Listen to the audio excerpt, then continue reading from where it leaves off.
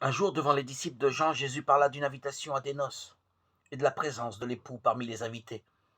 L'époux est avec eux, Matthieu 9,15. Il signifiait par là l'accomplissement, en sa personne, de l'image déjà présente dans l'Ancien Testament, de Dieu époux, pour révéler pleinement le mystère de Dieu comme mystère d'amour. En se qualifiant comme époux, Jésus dévoile donc l'essence de Dieu et confirme son amour immense pour l'homme.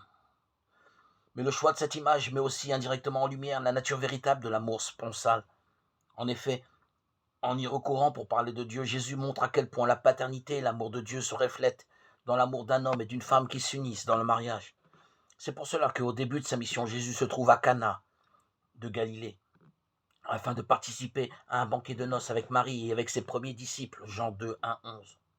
Il entend ainsi montrer que la vérité sur la famille est inscrite dans la révélation de Dieu et dans l'histoire du salut. Dans l'Ancien Testament et spécialement chez les prophètes, on trouve de très belles paroles sur l'amour de Dieu, un amour attentionné comme celui d'une mère pour son enfant, tendre comme celui de l'époux pour son épouse, mais aussi profondément jaloux.